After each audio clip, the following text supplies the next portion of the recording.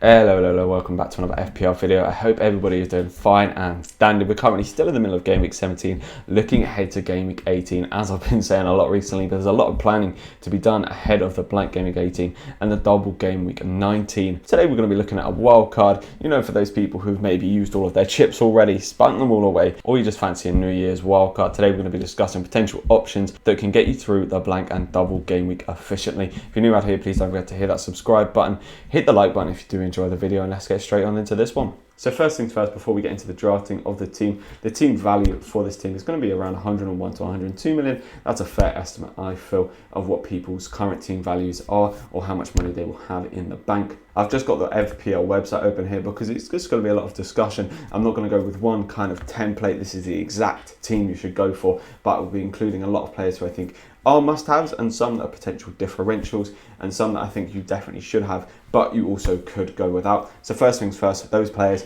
who you should definitely be having in your team. And firstly, let's scroll up here and let's get these two-man, potentially three, potentially four players, depending how you want to play it. But Bruno Fernandes and the boy Kevin De Bruyne are going to be in everybody's team. Two great FPL assets and options this season. I mean, they both have expected returns of basically one per game, so you're basically going to get a return every single game.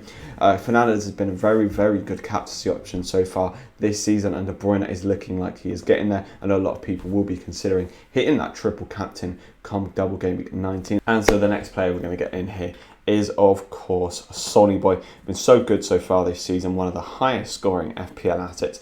Value for money wise, he's still a very good option. So we've got three midfielders here, and the fourth one we're going to go with is Mo Salah. He doesn't have a blank game week, however he does have a very good double game week, and I'll discuss a little bit more later of things you can do with Salah. The nice thing with the updated fixtures is that Bruno Fernandes has a blank game week and a double game week, and De Bruyne, does have a blank game week and a double game week now as well. Son has a blank game week and a single double game week. However, the single is against Sheffield United. So if it was going to be a single against any team, you'd want it to be against Sheffield.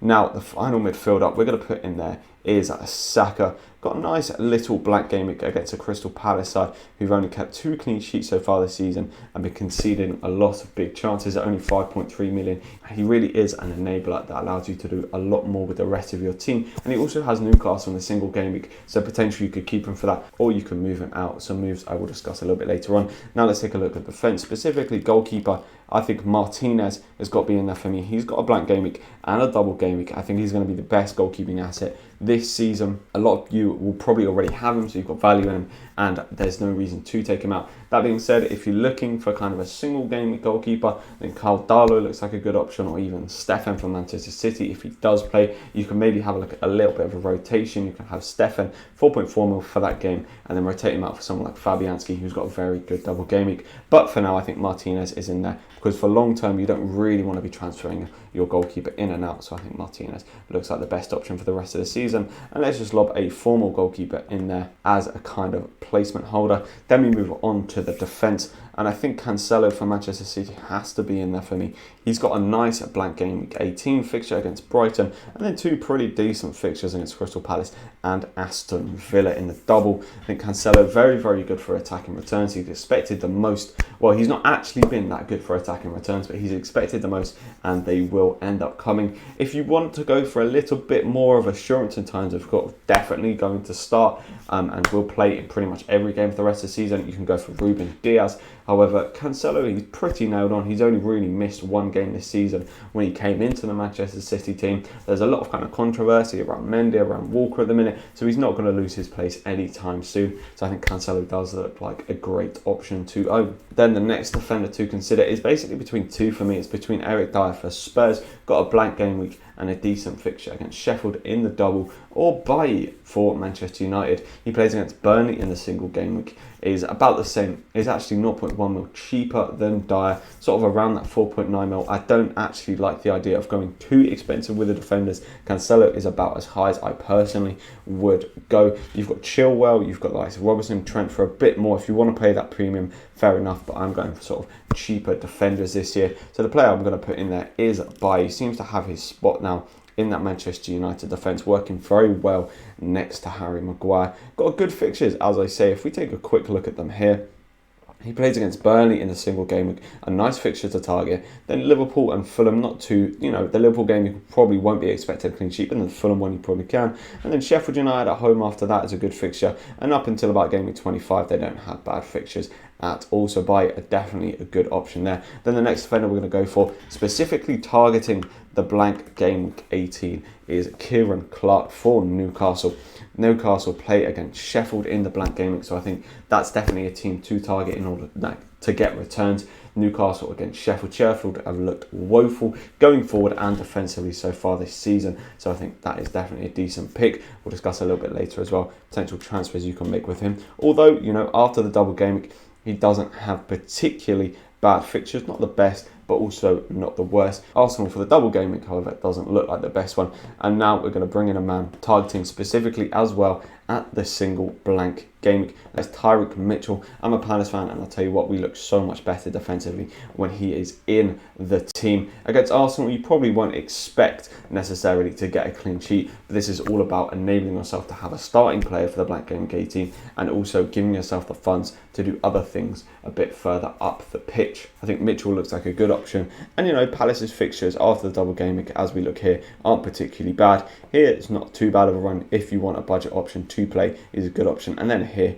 he looks like he's got some very nice fixtures as well. I think Mitchell is definitely a player you should be getting your hands on if you're looking to wildcard, as he's just a very, very good enabler. And then the final player we're going to bring in here, I think a player that is a must-have in my opinion for the double game week as a defender, and that is Stuart Dallas. His attacking returns this season are unbelievable. He's got 1 or 2 less than Robertson, basically keeping up for points with him and being like 3 mil cheaper.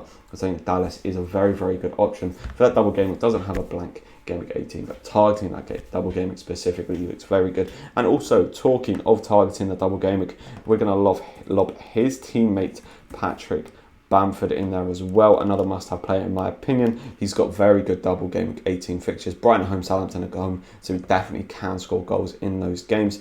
Another player we're going to consider for the blank game week is Callum Wilson for Newcastle. As I said, with Kieran Clark, you've got Callum Wilson there playing against Sheffield. Newcastle really going to look, they're going to really need to win this game basically against Sheffield. You can't be dropping points this year against Sheffield, especially if you're in the situation that Newcastle are in, the situation that Palace, West Brom, Fulham, so on and so on are in, where you're still looking at the relegation spots.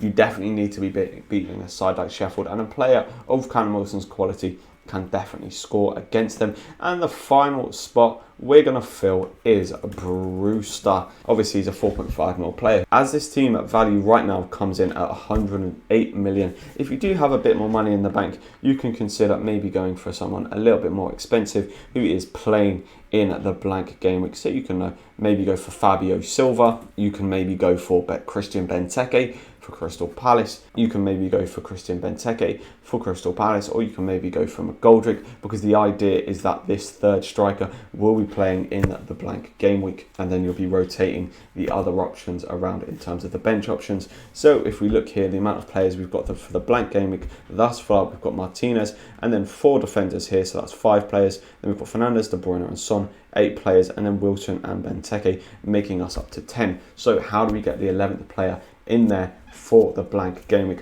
Well, my thinking was, instead of having Salah for the blank game week, you can go all out and get someone like Sterling in or Rashford, and then potentially after that you'll have 1 free transfer between game week 18 and 19, so you can then move from Sterling to Salah. Or if you want to keep Salah in there, if you've got a decent amount of value in Salah, as I personally do, and I think a lot of other people will also do, you can potentially change out Saka to Souček. They're about the same amount of value. Souček has a very, very good double game week. You can change Clark out to someone like Soufal, or you can change Wilson out to maybe like a Che Adams and Antonio if he is fit. In terms of keeping Callum Wilson, I do like Newcastle's fixtures in terms of from an attacking perspective. I think they look good, but from a defensive perspective, I don't think Kieran Clark looks particularly good. For example, Leeds have been a notoriously leaky side so far this season. Everton haven't been too great. Crystal Palace haven't been great, Southampton have been better,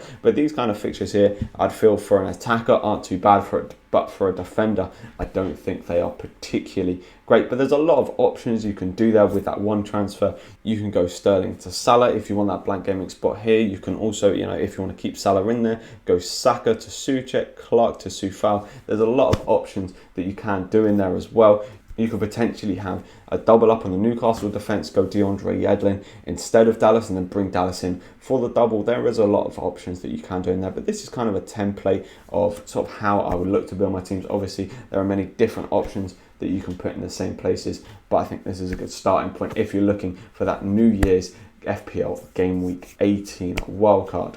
If you have enjoyed this quick little look at FPL Game Week 18, a wildcard that hopefully would get you through the blank and double game fixtures, all right, it would serve you well, I do think. Then please don't forget to hit that like button, hit the subscribe button if you have enjoyed the video, and I will catch you in the next one.